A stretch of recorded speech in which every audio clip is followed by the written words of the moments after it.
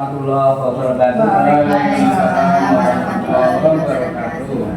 Rekan-rekan pengawas yang saya hormati, alhamdulillah pagi ini kita dapat bertemu dalam rangka kegiatan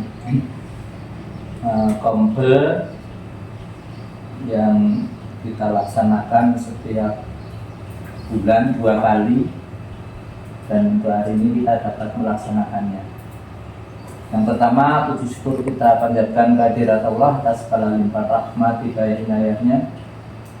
Hari ini kita dapat berkumpul dalam potensi kita dan berbagi dalam hal dan keterkaitan dengan ketugasan kita selaku sebagai pengawas. Kami ucapkan terima kasih atas kehadirannya, dan saya berbangga Bapak Ibu pengawas tetap berkomitmen untuk menjadikan komunitas belajar menjadi bagian kita untuk berbagi dan belajar. Untuk hari ini adalah kelanjutan dari pertemuan sebelumnya. Kita fokus pada supervisi akademik pembelajaran mendalam, yang hal ini menjadi bagian ketugasan kita sebagai pengawas, dan didiskusikan bersama akan dilakukan atau dipandu oleh Ibu Teguh Purwantari SPD MPD. Maka mohon partisipasinya, fokusnya, sehingga nanti dalam waktu yang diberikan saya ucapkan terima kasih untuk materi saat ini. Dalam Kombe kita akan melakukan Kombe atau hal yang baru. Tapi sebelumnya baiklah kita biar kita tidak dan kita berceria dulu. Ya. Oke, semuanya benar ini Bapak Ibu. Atas, atas, atas, bawah, bawah, bawah, atas, bawah, semua sudah tahu. Terus nanti depan, depan, belakang, belakang, kanan kanan, kiri ya, terus maju maju, mundur tas mas. Atas atas atas, bawah bawah bawah, atas bawah, semua sudah tahu.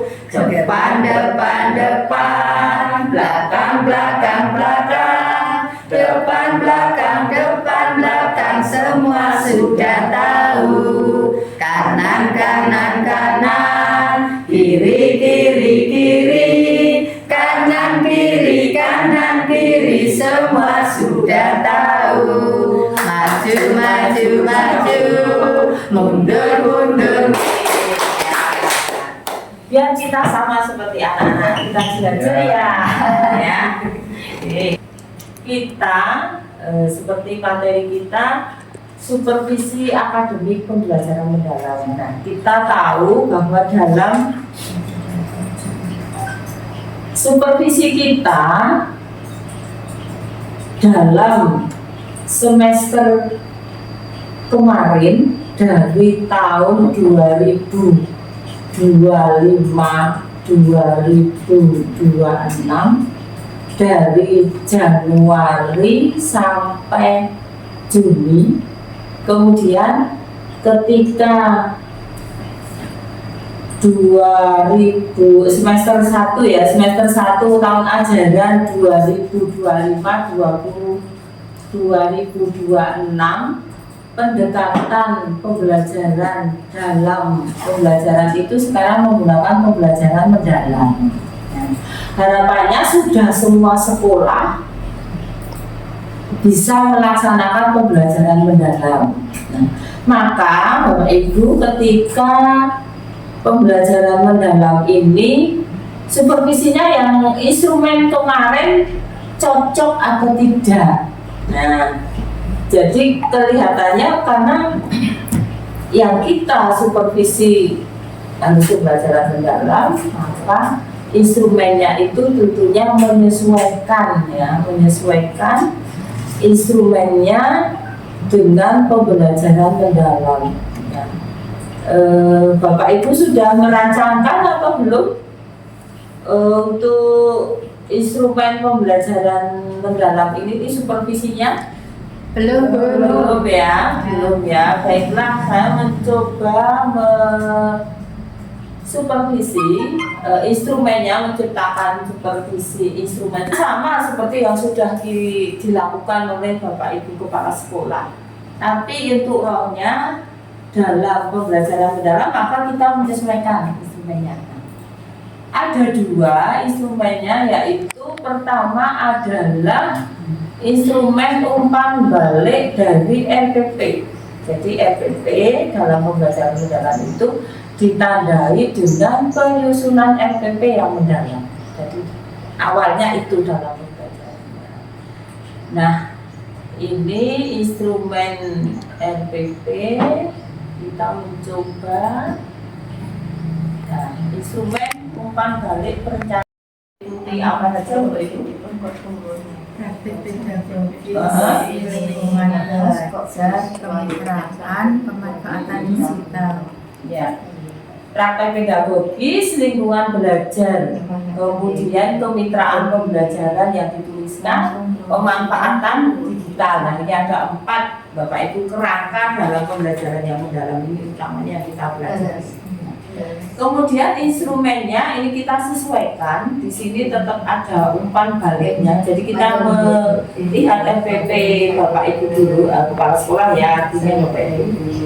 Kemudian kita berskala dengan skala 1, 2, 3, 4. Jika 4 itu adalah memadai. Memadai artinya rumusan praktek pedagogisnya itu sudah memadai dan ada, itu kita kasih nilai 4. Bisa kita tuliskan di sini, nanti sudah langsung menjumlah, kita excelkan dan menjadi kuantitatif Bapak Ibu. Kemudian 3 adalah cukup, 2 adalah sedikit dan lemah, artinya tidak nampak begitu di dalam rumusan RPP-nya. Kemudian hampir tidak ada. Nah, sudah tidak ada kerangka pembelajarannya. Kemudian langkah-langkah pembelajaran. Langkah-langkah pembelajaran di mana di dalam RPP Bapak Ibu. Sekarang tidak disebut dengan RPP, tapi mau RPM boleh, mau modul boleh, begitu ya Bapak Ibu. Dalam pembelajaran mendalam tidak membatasi apa. Yang penting itu namanya perencanaan ya, lesson plan. Ada langkah pembelajaran yang ada di dalam RPP itu langkah 3M Bapak Ibu. Apa Mbak Ibu? Memahami, mengaplikasi, refleksi.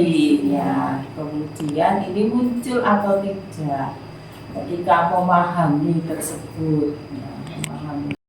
Ini instrumen ini sudah lengkap Bapak Ibu. Nanti di sini kita masukkan angka, nanti sudah menjumlah. Oh iya sudah ya.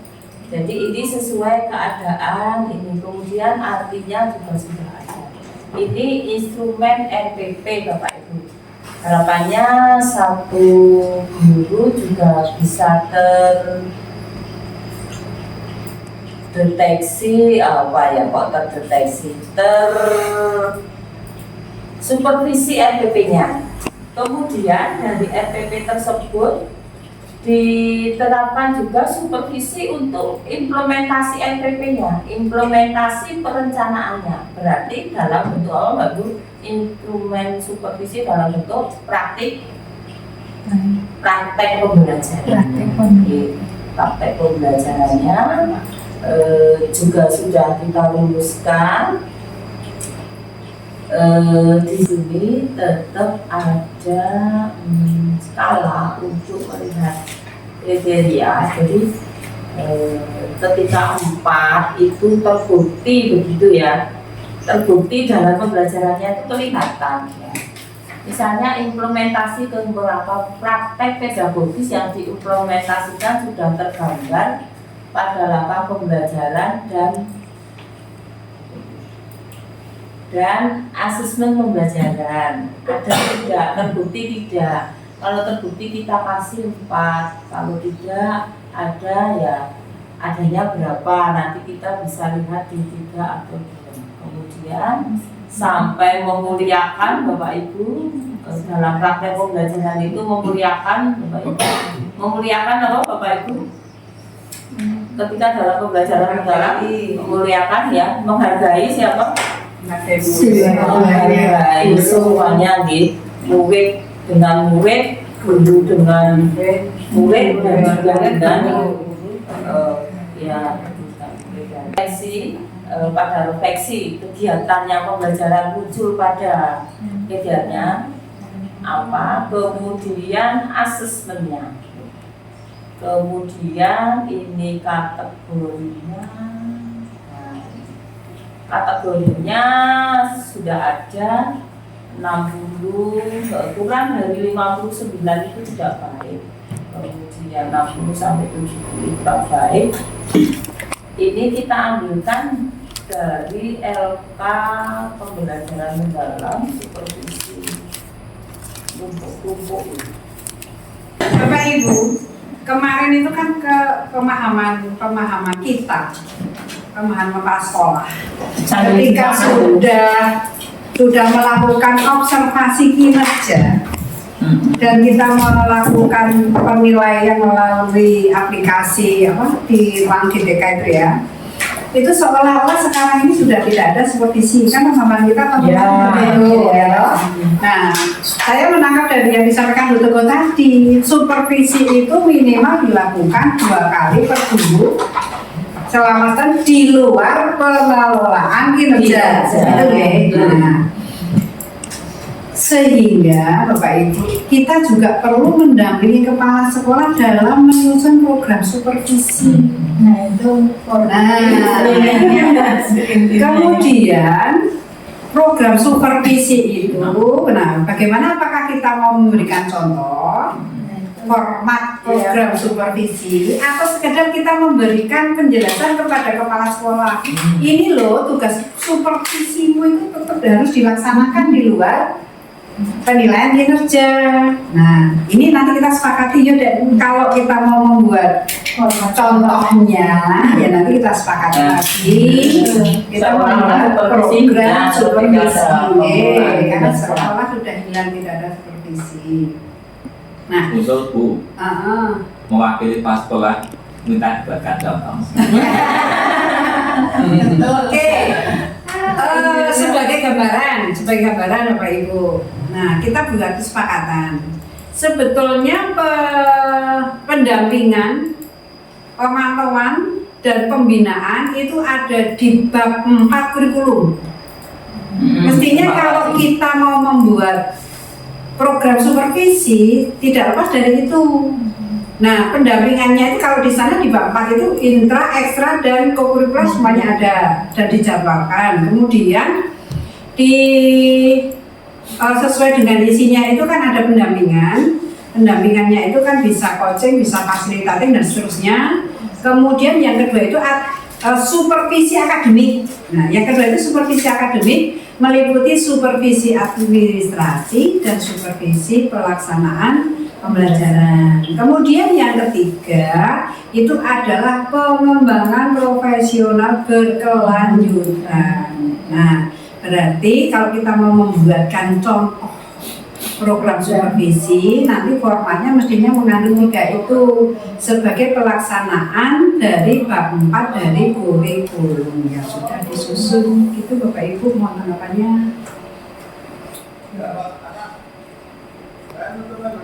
Untuk kepala sekolah membuatkan contoh program supervisi akademik untuk guru terkait dengan perencanaan dan pelaksanaan pembelajaran kayaknya sudah oke. Jadi indikator-indikator itu semuanya sudah mencakup kerangka kerjanya dari pembelajaran mendalam. Nah, yang perlu kita tindak lanjuti lagi yaitu bahwa tugas kita dalam pendampingan implementasi pembelajaran mendalam itu kan dibagi 2. Pendampingan kepada kepala sekolah dan pendampingan kepada guru. Pendampingan kepada guru salah satunya kita melaksanakan supervisi pembelajaran yang bersifat administratif dan juga pelaksanaan pembelajarannya. Nah, untuk pendampingan pada guru kan ini terkait dengan pengalaman dan prinsip pembelajaran mendalam. Kemudian untuk kepala sekolah, pendampingan kita kepada kepala sekolah itu ada 4 di kerangkanya. Jadi di kerangka pembelajaran mendalam yaitu praktek pedagogis, kemudian kemitraan, lingkungan belajar, dan pemanfaatan digital. Nah, untuk mensupervisi kepala sekolah sudah mengimplementasikan mulai kebijakan terkait dengan 4 kerangka itu. Kita perlu membuat instrumen atau tidak. Nah, kalau kita membuat instrumen mungkin kita bisa diskusikan di sini bareng-bareng dan nanti untuk kita gunakan juga di sekolah dampingan kita. Berarti yang kepala sekolah ke guru ya. Kalau ini kan ini kaitannya ini perencanaan dan ini pelaksanaan ya. Terus kan untuk implementasi oleh guru. Jadi kalau program kepala sekolah itu sendiri. Jadi kalau guru itu kan ini mengikuti ini, oke ya, sampai perencanaan, pelaksanaan dan mungkin nanti tindak lanjut untuk pengembangan dirinya dari hasil supervisi ini. Nah, pendampingan kita kepada kepala sekolah itu hanya mencakup 4 itu. 4 kerangka pembelajaran itu. Nah, itu bagaimana kita akan mengetahui jika kepala sekolah itu sudah melakukan yang 4 kerangka ini. Nah, itu. Kalau di guru kan dari 4 kerangka itu maksudnya diidentifikasi ya. Maksudnya di RPP itu identifikasi ya. Ya toh, maksudnya identifikasi itu kan hanya ada atau tidak. Tapi implementasinya dia bisa melakukan punya pemanfaatan digital, bisa melakukan kemitraan belajar dan sebagainya itu kan yang mengkondisikan kepala sekolah. Misalkan kemitraan dengan pihak luar. Kemudian praktek pedagogisnya itu bagaimana? Apakah guru itu sudah melakukan praktek pedagogis itu kan ada di ranah kepala sekolah untuk melakukan supervisi kepada guru. Nah, peran kita di pendampingan kepala sekolah itu perlu kita sepakati bersama. Apakah kita perlu membuat instrumen yang khusus untuk kepala sekolah atau cukup PM itu hanya kita mendampingi guru melalui supervisi. Pak Anvin kemarin yang mendapat pembelajaran mendalam untuk KS mungkin ada di sana. Ya, terima kasih. Kalau pemahaman saya lebih baik kita kondisikan itu tetap ada instrumen untuk kepala sekolah. Walaupun mereka tidak, waktu kita pelatihan tidak diberi contoh instrumen apa, tapi tetap kita sebaiknya sebagai pendampingnya, sebagai pengawas untuk mengkondisikan apakah kepala sekolah itu melaksanakan 4 hal itu. Praktek pedagogik, kemudian kemitraan, pemanfaatan digital itu tetap kita usahakan agar kita bisa betul-betul melihat apakah keempat kerangka itu bisa dilaksanakan atau tidak. Nah, itu sebaiknya kita buat instrumen. Berarti intinya bagaimana kita tahu kepala sekolah itu mesti mendampingi dalam pembelajaran mendalam. Meskipun bagi nanti mestinya dengan cara-cara itu ya model-model pendampingannya kepada. Berarti kita perlu merumuskan instrumen. Itu kita PR-kan ke siapa atau kita bahas bersama-sama. Ya, kita bahas bersama aja, Bu. Atau barangkali sudah ada yang punya draft dari Bapak Ibu. Terus kita nanti bisa mendiskusikan dari draft tersebut untuk mencermati, kemudian mungkin menyempurnakan begitu.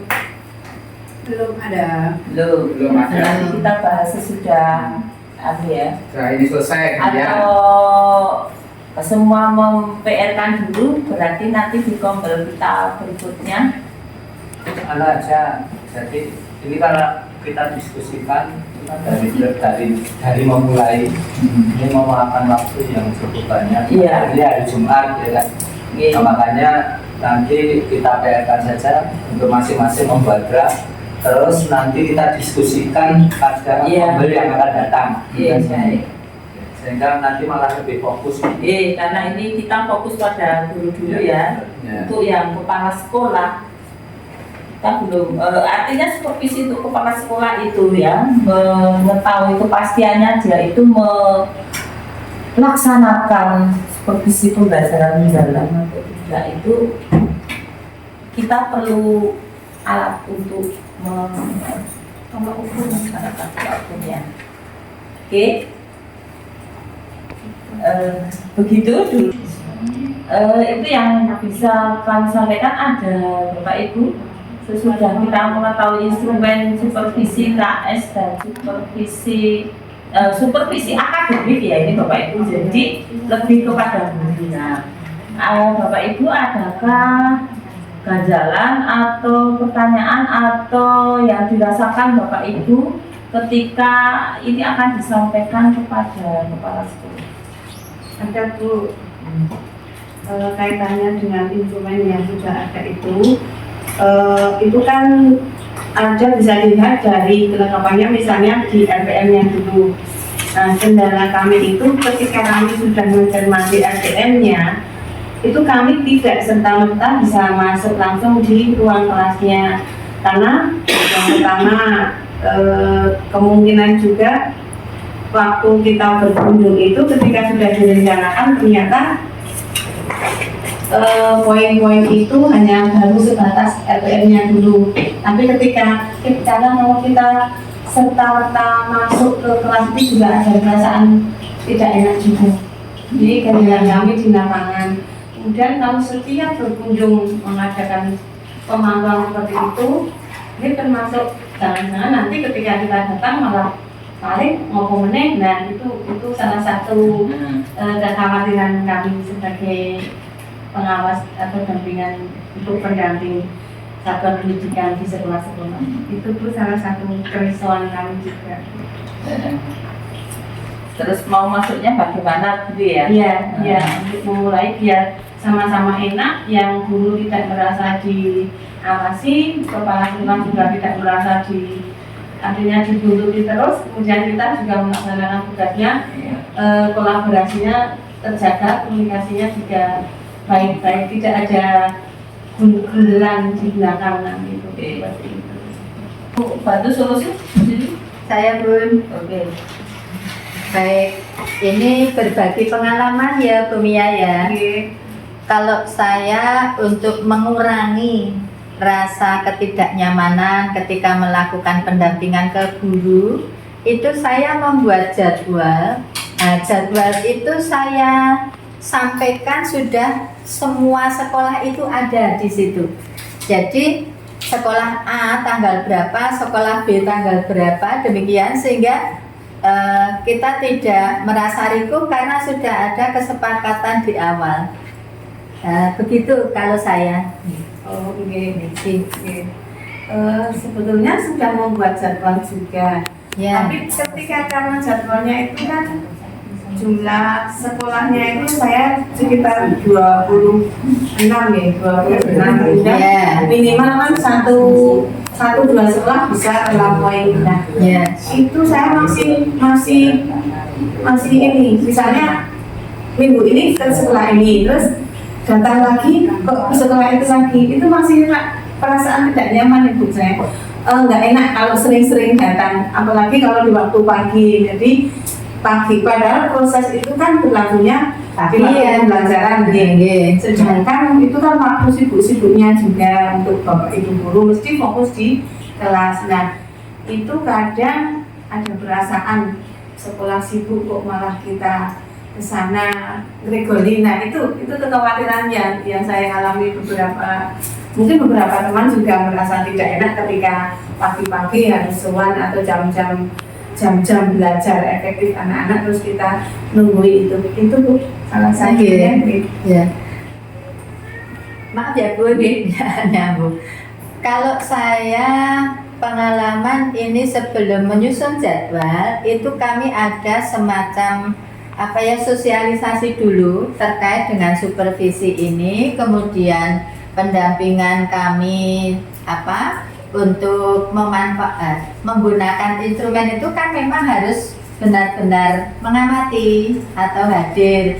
Oleh karena itu ada kesepakatan awal. Memang di awal rasanya tidak nyaman, tetapi ya karena ini untuk kebaikan semua dengan pemahaman yang kita kawal dari awal, ya semoga mengurangi, paling tidak mengurangi begitu. Mungkin bapak-bapak atau teman-teman yang lain ada yang pengalaman lebih lebih bisa efektif untuk mengurangi rasa ketidaknyamanan. Kami juga menunggu masukannya.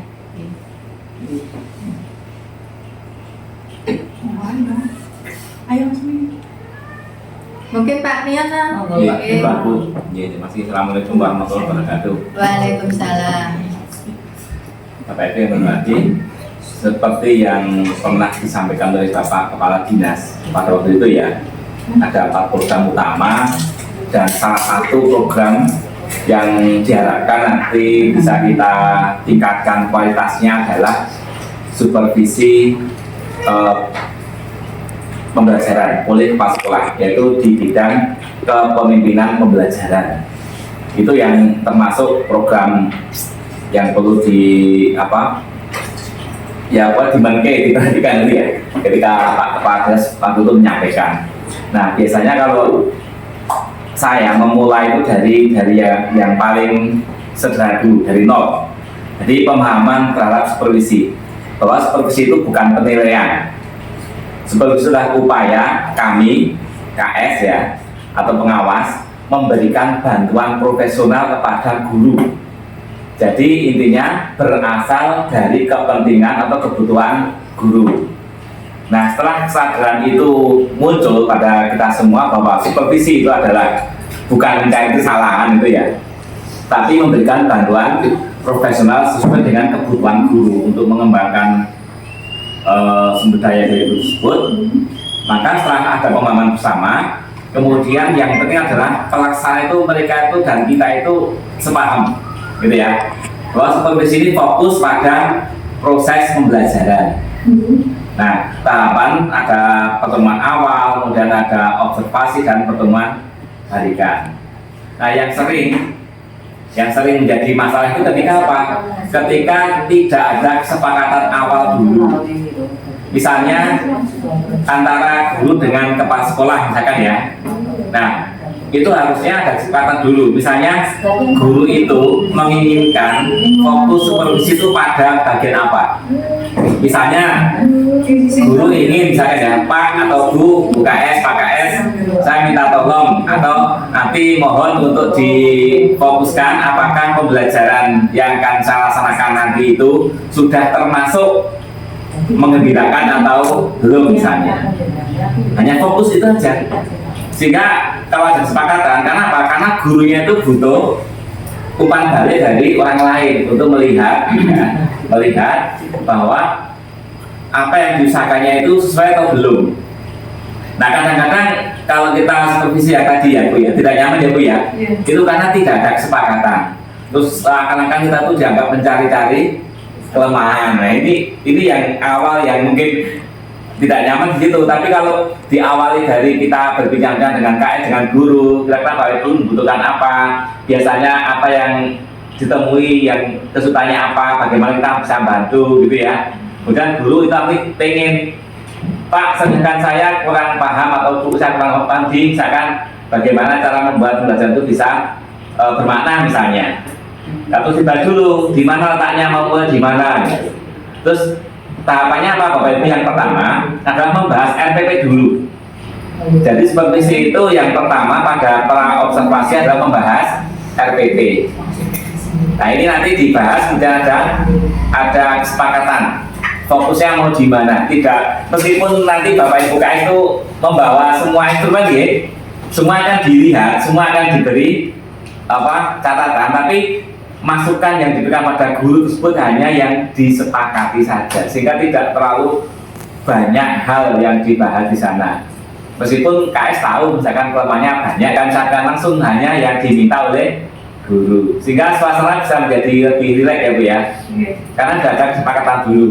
Nah ini kalau misalkan kita tidak ada kesepakatan dan dianggap cari kelemahan, itu memang tidak nyaman. Kemudian yang kedua, biasanya saya atau kami itu membuat program dulu bersama dengan kepala sekolah. Pak Bu, program panjenengan seperti apa untuk supervisi itu? Setelah paham bahwa supervisi itu beda dengan penilaian, gitu ya. Nanti kapan Ibu mau masuk ke kelas? Nah, biasanya kami kepala sekolah masuk supervisi guru, saya itu juga ikut, ya, mohon izin untuk ikut, gitu ya. Supervisi siapa?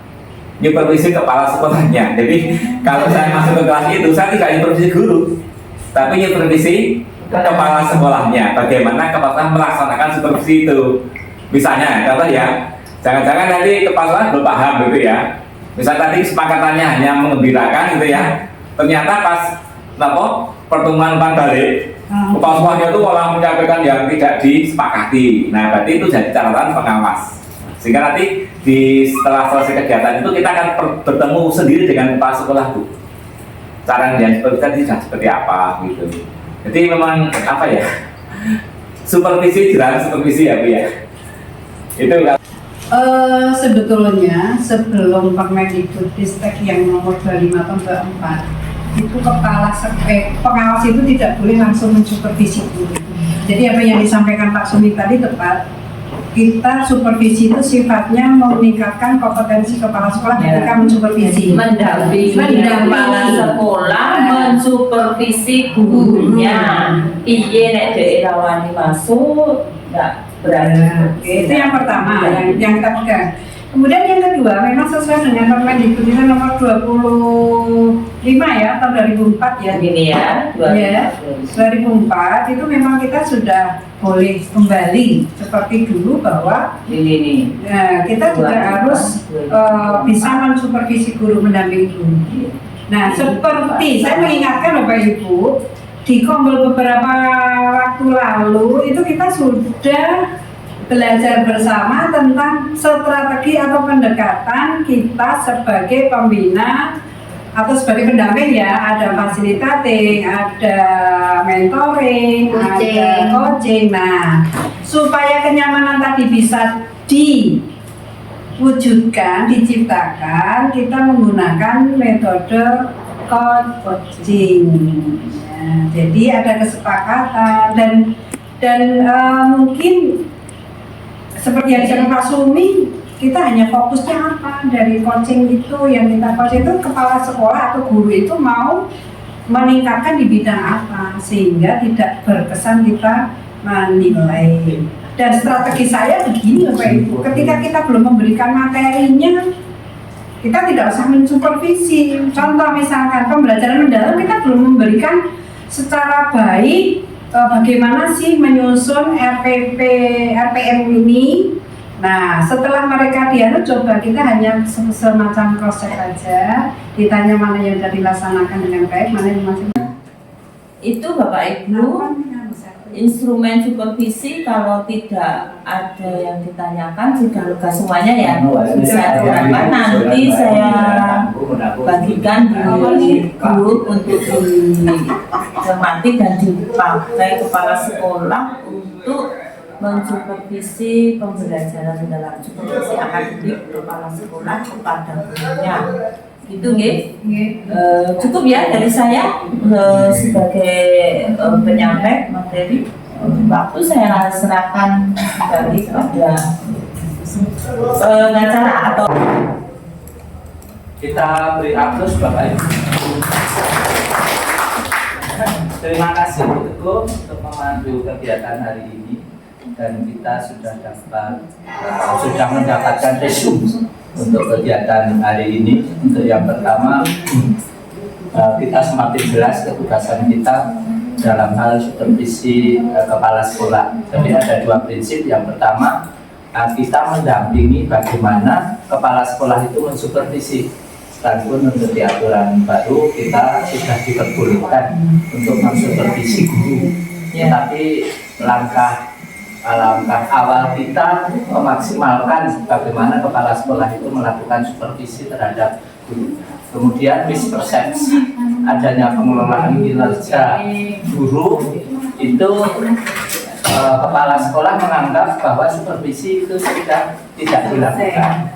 Padahal di SPM untuk supervisi kepala sekolah terhadap setiap guru itu adalah 2 kali, minimal 2 kali dalam 1 semester. Nah, ditambah pengelolaan kerja. Jadi seperti Bu Penny tadi menghitung paling tidak 1 tahun supervisi minimal itu adalah 5 kali. 2 kali supervisi kepala sekolah di kelas, kemudian 4 kali supervisi kepala sekolah di kelas, dan 1 kali melalui kinerja. Ini Bapak Ibu, kami berharap untuk bisa mispersepsi ini diluruskan, dan kepada Bapak Ibu kepala sekolah semakin sadar bahwa supervisi itu adalah bagian dominan yang urgen untuk dilaksanakan. Demikian Bapak Ibu untuk kegiatan hari ini. Untuk pertemuan yang akan datang di minggu ke-3 di bulan ini kita lakukan pembelajaran yang membahas beberapa usulan-usulan yang sudah kita sampaikan, termasuk pemikiran tentang program supervisi kepala sekolah, kemudian instrumennya dan yang lain-lain yang paling urgen. Oleh sebab itu Bapak Ibu pengawas untuk menyusun draft sehingga nanti di pengelolaan di pembeli yang akan datang itu bisa kita laksanakan lebih efektif dan efisien. Demikian Bapak Ibu untuk kegiatan hari ini. Kita akhiri saja dengan memanjatkan puji syukur menurut agama Bapak Ibu. Berdoa mulai. Alhamdulillah. Terima kasih. Assalamualaikum warahmatullahi wabarakatuh. Waalaikumsalam.